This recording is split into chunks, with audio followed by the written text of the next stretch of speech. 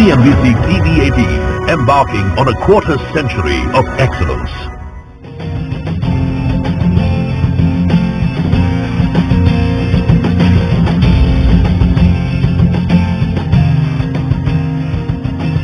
Hello and welcome to this special program on what is a very special day for us here at CNBC TV18. We are 25 years old today, and to mark this milestone, we have with us Raamdeo Agrawal, Chairman of Motilal Oswal Financial Services. He's our guest editor. Raamdeo, of course, is someone who needs absolutely no introduction at all.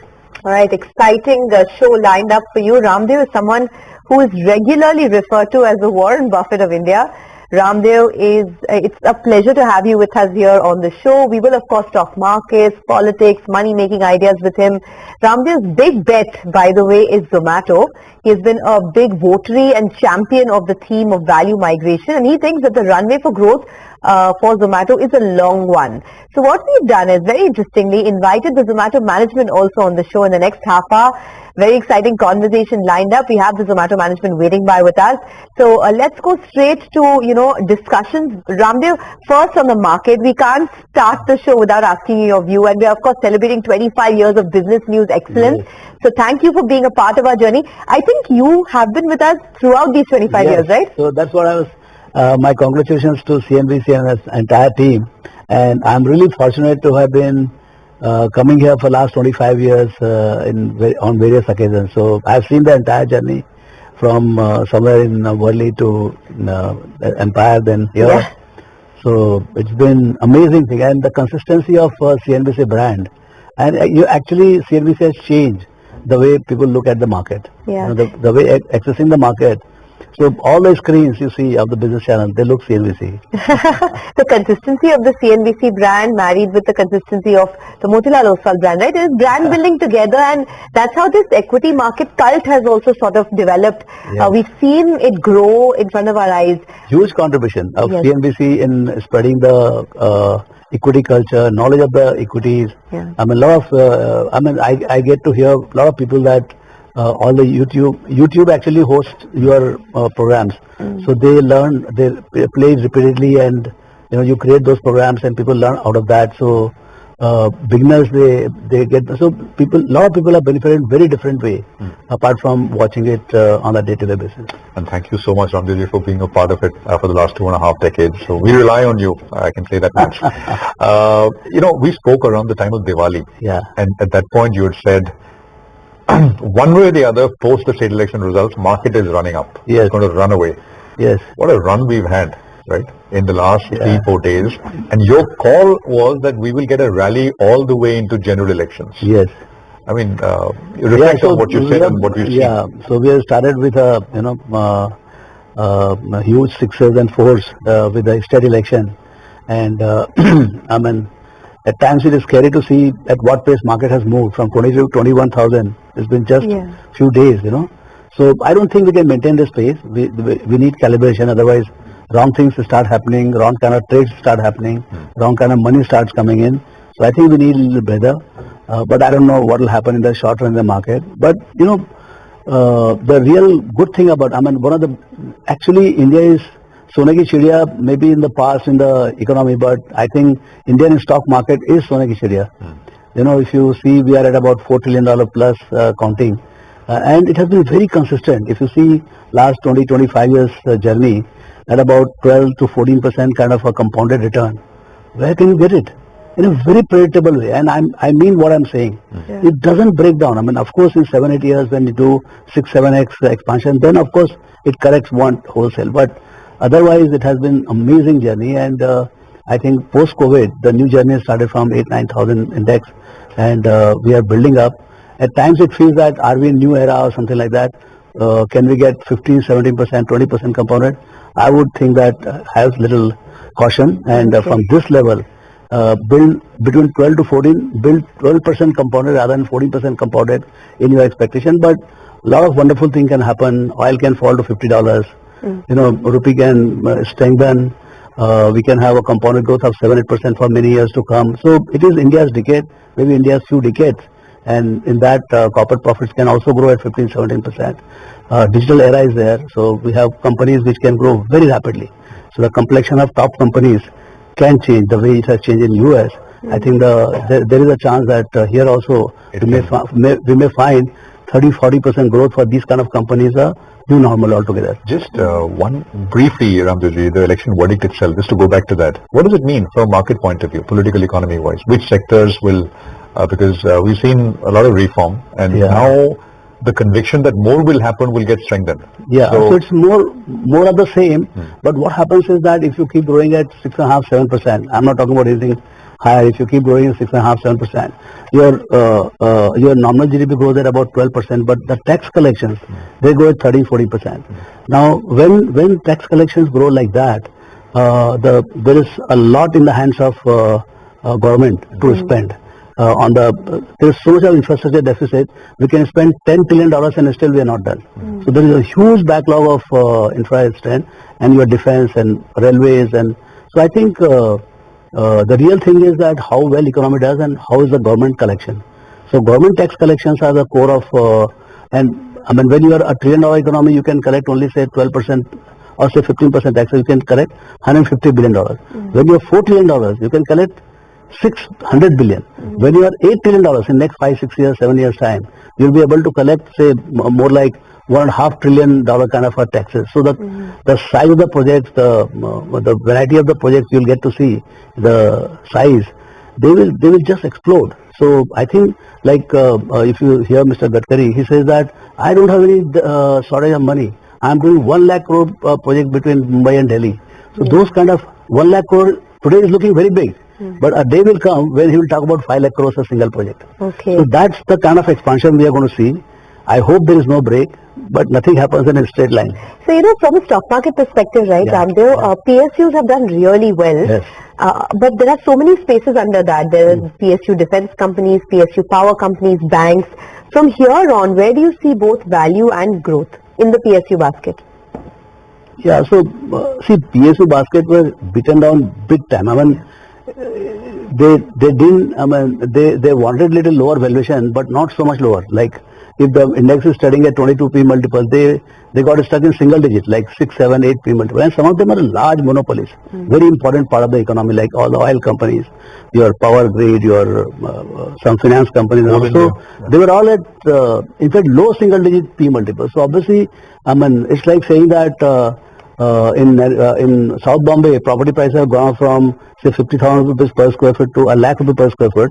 But in Andheri and Bandra, it is still at 20,000. It can't remain. So there is an arbitrage, and I think under this government in last 7-8 years, I believe at least the banking side is being managed much better than the way it was managed earlier. There is no directed lending. There is not much of interference in their work. So I mean, all those things are playing out, and finally, when the market is taking off and other markets are at 25, 30 P multiples become normal, these companies must go up. And they are very important, and they were an important part of the infra build-up. And the moment infra build-up started, your defense build-up started, I think the story But some of these companies have rallied a lot, right? Like the defense space, for example. Yes. Do you think there's still more growth there? Frankly speaking, I have not been beneficiary of this. Okay. So the guys who have studied more about it, ask them. But I think this is a good time for all the companies which are running well. This is an amazing time for Indian equities. Raamdeo's big bet has been financials, banks, capital market place. He's been extremely bullish on. Yes. Those remain the focal kind of points where a lot of wealth can be made in the next couple of years. Yes, because the shift of Indian retail, which was, particularly it was a bank-related kind of savings. The first fall point was the banking or maybe to some extent insurance. But now, thanks to COVID, digital onboarding and digital infrastructure and, this option trading being popular, you see what kind of a participation you're getting. We are getting about 3 million customers per month, 100,000 customers per day. I mean, we are talking about 100. I think I just saw November data. It is 133 million as of last month. So we are headed to become 250, 275 million. So my sense is that demand for equities will continue for next 4-5 years without any problems. All right. Without any problem. So in fact, particularly if the continuity of the government is there, then it gets strengthened even more so. So I would think that in that backdrop, you have to see which are the companies who are able to scale up. And maybe at index level it is expensive, but at individual company level, the news stories, the turnarounds, the companies which are digital focus, new companies which is getting listed. In fact, this is an amazing time, once in a lifetime kind of opportunity for unlisted companies to come in the market. The large unlisted companies must come, create wealth for themselves and create wealth for the nation. Let the people per se participate. And I'm sure the guys who get listed, they will have, because I am listed, I know the benefits of listing is more than remaining unlisted. Okay. Well, you know, one space that you've been really bullish on and one stock is Zomato. So what we've done is we've invited the management of Zomato to chat with us. Very interesting discussion lined up. So let's slip into a very short commercial break. Don't go anywhere. When we return, Akshant Goel, who's the Chief Financial Officer of Zomato, will be with us.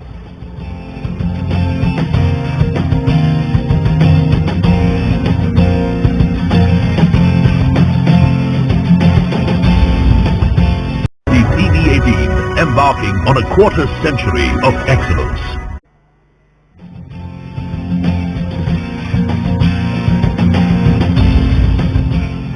Welcome back. Raamdeo Agrawal is our guest editor. But the company that we are focusing on now is Zomato. The stock has had a roller coaster ride since its listing in July of 2021, hitting highs of 169 rupees post-listing. We're also seeing lows of about 40 rupees in a year. But since then, a lot of water under the bridge. Markets are excited about prospects for Zomato. Stock is reflecting that. Mangalam is standing by to talk to us about that journey of what we've seen so far. Mangalam, over to you. Well, you know, as far as the new age companies are concerned, in that Zomato has actually scripted a compelling saga from a blockbuster listing highs to weathering storms of new age challenges and ultimately emerging fundamentally stronger than ever before. So let's delve into the riveting journey of Zomato itself, the rise, the fall and the resurgence as it were. First was the blockbuster listing that happened in 2021, offered at 76 rupees, the stock listed at 120 and soon after hit an all-time high of 169, captivating the market with its promise and potential. Then came 2022 and along with it, the challenges of all these new age companies. I mean, starting with the US interest rate hikes, the post-COVID lull in demand, there was low visibility of profits, senior level management exits, institutional investors and PE supply, as well as high valuation. So we saw a big decline in all new age companies' share prices, and Zomato wasn't any different. The stock hit a low of 40.5 in July 2022. But this was just the beginning of an incredible turnaround, which we now call the resurgence. Zomato's Phoenix-like rise was fueled by strategic moves. One was improvement in their operational metrics, focus on core growth engines of food delivery, and pairing all non-core businesses out. Their enhanced market share further aided improvement in their overall business. And that's not all. Robust growth and unit economics of their Blinkit business, which is Zomato's strategic venture, added further fuel to the growth engine as well. So here's the journey of the business in numbers. First up, we have the food delivery revenue that was absolutely consistent, and in that consistency we had a strong turnaround in their food delivery EBITDA as well. From a loss of 113 crores, it gone all the way up to 204 crores. Secondly, from a solid growth standpoint, the average order value of Blinkit, which is now a value driver for the company, has crossed that 600 rupee mark, and in the previous quarter itself it's turned contribution margin positive, and as a result of which it's just a matter of time before this turns operationally positive as well. So let's talk about the key triggers that they have: increasing transactions and transacting customers, them also increasing their order frequency, higher loyalty and stickiness coming in from Zomato Gold members. They have, more share than Swiggy now. Swiggy's peak has been 52%. Now the market share is around 46 odd percent. They've been improving their operating metrics of the Blinkit business as well. And at the same time, they have a huge cash balance of close to 11,761 crore rupees on their books as well. Is the street excited by it? Are the brokerages giving a vote of confidence to Zomato? Yes, we have, nearly 86% of the brokers on the street have a buy or a positive rating on Zomato, with the target prices ranging anywhere between 130 to 170. So that's the story so far of Zomato, the rise, the fall, and then the resurgence. All right, thank you. That's very well put there, Mangalam. So the rise, fall and the resurgence of Zomato. In fact, now we have the management of Zomato joining us, and of course Raamdeo Agrawal of Motilal Oswal Financial Services is sitting by with us. Akshant Goel, who is the Chief Financial Officer of Zomato, is with us right now. And Raamdeo ji, you want to take it forward with Akshant? Yeah.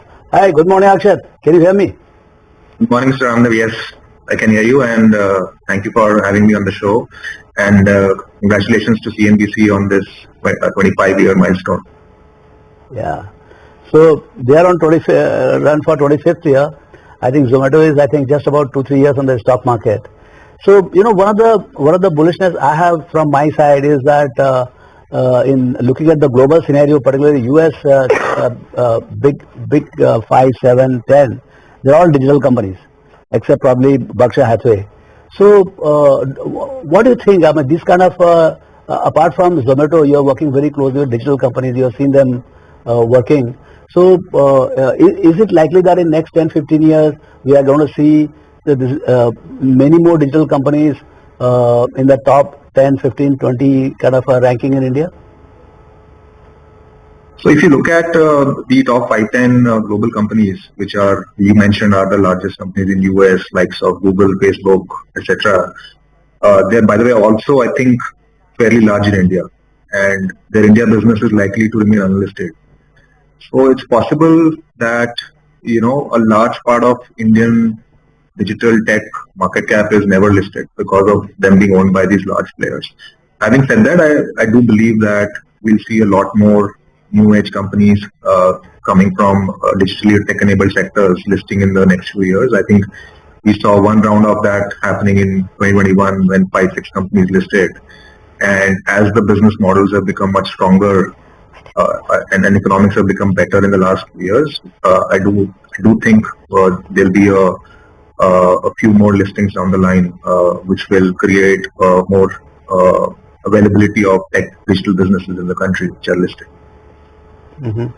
One other thing about Zomato is that not only in food delivery, you guys are duopoly kind of situation, but you have Blinkit also, which is on top of it growing very rapidly.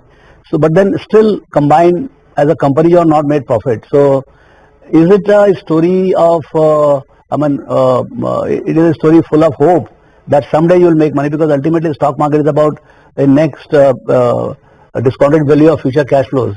So, what is your view on, for how long one has to wait to see, within your own disclosed kind of numbers, can you guide us in terms of saying how exactly profitability and profit numbers will start flowing in next 5-10 years also? Yeah, so last, I think June quarter this year was the first quarter when at a company level we were profitable. We reported a small 2 crore profit after tax. And then September quarter that increased to about 40 odd crores, right? So company, I think as a group combined business is already profitable, and I think it's only going to increase from here as the businesses mature. And you're right, I think Blinkit is a relatively still nascent business. We need investment in that business for it to continue to grow. The top line of that business is doubling year on year, right? So I think it will be in that phase where it will take a while for that business to generate meaningful profits. But I think food delivery is shaping up well, and as a result, the sum of those two should remain profitable, and therefore the company at a overall level should continue to remain profitable and grow from here. But do you think Blinkit itself can be a lakh crore or 2 lakh crore kind of turnover company in next, in midterm kind of thing? The pace at which you are going? Yes, it's already north of 10,000 crores in terms of GOV, top line annually. Yeah. And yeah. Really speaking, it is a 1.5-year-old business right now, right? So, and still growing at 80 to 100% year on year. Right? So, I think, and it's a long runway, of course, from 10,000 to what you're saying, 1 lakh crore, but it's, I think, fairly probable that the business will continue to scale, and at some point we think it's likely to become larger than food delivery. Food delivery today, if you look at the top line from a GOV standpoint, it's about 30,000 crores. And if Blinkit business continues to double year on year, and food delivery is also growing 25-30% year on year, but at some point the trajectory of the two businesses in terms of size will cross, I think, in the next 3, 4, 5 years, and from there on, I think both businesses have a long runway to go. One of the comment against your food delivery business is that it's a fundamentally very low margin business, 4-5%. Food business can have 20-30% take rate and things like that. But in grocery, it's highly competitive, and the likes of Avenue and all, they make just about 4-5% net margin. Now you deliver at home free of cost or maybe some charges. So how do you think of making money out of them? So our ambition also in this business, our stated objective goal has been that this business should get to 4-5% margin, and that's the goal. Right now we are not there yet, but as the business scales, the gross margins will increase. We're also charging consumers here delivery fees, so that's a big driver of profit as well. And there is then this ad sales, the advertisement spends that brands do on the platform, which also adds to the bottom line. So I think there's some differences in the business models of a modern retail business versus a quick commerce business. But our view is that the margins profile should be very similar in the steady state. Yeah, Sonia? I just had one follow-up on Blinkit actually, since we're having this discussion, and I think everyone is really interested in the quick commerce space and the opportunity that it brings up, right? You spoke about the potential for profitability, but I think earlier you had guided for a break-even, EBITDA break-even on Blinkit by Q1 of FY25. Are we on track to meet that timeline? Yeah, so far we are on track, Sonia, on that. So that should happen if everything is predictable and remains, the market doesn't change. So the reason I ask is because, you are a market leader in this space by a large amount. I think you're 1.2 times bigger than Instamart at the moment. But I just want to understand in terms of market leadership in the quick commerce space, what are we looking at? What is the kind of opportunity that you see for Blinkit over the next couple of years? Yeah, so I think it's a fairly large market. I think we're not competing with any one player or a particular format. For consumers, they have multiple choices on how they transact or do commerce in the country. There are the local kiranas, there are modern retail, big box retail format stores. There are large e-commerce platforms, and then we also have quick commerce platforms, right? So from a consumer standpoint, I think all of this are, in a way, ways to and buy stuff in India. And that overall market is so large, I think that all of these individual formats can survive and become fairly large and profitable, right? So I think the focus right now, therefore, is more on like how can we solve problems or create more use cases for consumers to transact on our platform. And if they're able to do that well, I think the market is large enough for everyone to grow, right? So, and that's the opportunity which Mr. Raamdeo spoke about. I think, it's the offline retail market is in a $1 trillion or more in size, right? And even if we get 1% share of that, we'll build a $10 billion business. And today we are 1/10 of that. So I think, that's how we look at it. Yeah, Akshat, one other thing was that I think you guys started delivering gold coins also. So what are the things which are still not delivered? I mean, you're delivering food, you're delivering grocery. What are the other things Amazon is delivering which you guys are yet not delivering? Because you can deliver everything in less than an hour. They're delivering after a day or two. Yeah, so I think so the idea is, for us, the fact that inventory should move fast is important because the deliveries are all happening from a small store, which is located in a fairly expensive real estate in the middle of the demand pockets in the country. So I think we are in that phase where we are experimenting with multiple categories and figuring out, what is it that consumers want and whether it makes sense from an economic standpoint to deliver those things or not. So in that exploratory journey, we've tried many things that we mentioned. So today, electronics is a large portion of what we sell, beauty, personal care, children's toys, stationery. I think these are all emerging categories where we are seeing a lot of demand from customers and we are seeing economics are also good. So I think we'll continue on that journey and, whatever makes sense from both demand and economic standpoint, I think we'll keep adding that to the store. And eventually the idea is that we should be able to utilize the real estate behind the business, which is the dark store, as much as we can and increase the throughput. And that's when the business becomes most valuable for all stakeholders. All right, we'll leave it there. I just want to mention that I, for one, am addicted to quick commerce, but I'm brand agnostic. Okay, so not a day goes by that I don't order on either Instamart or Zepto or Blinkit. So I must say you're in the right space at the right time. But you want to end the discussion with him? No, it's wonderful. I think we have a company which is likely to rival the unlisted ones like Amazon, Flipkart. They are the big daddies of e-commerce earlier. Now these are the ones who are, they have done the difficult part, delivering in 10 minutes and half an hour. So delivering in 1 day, 2 days, 5 days. I think it is going to be a huge customer experience the way we live. I mean, other day somebody came for breakfast. We changed the way it looks. My table looks very different in half an hour. Because everything comes so quickly now, right? Yeah. Okay, well, Akshat, congratulations once again, and thanks a lot for joining in and speaking to CNBC TV18. Thank you. Okay, well, Raamdeo, thank you very much for being with us here on CNBC TV18. Once again, a pleasure to have you with us here, sir. Thank you. Well, it's a wrap on this special show. Thank you very much for staying with us. More coming up in just a bit.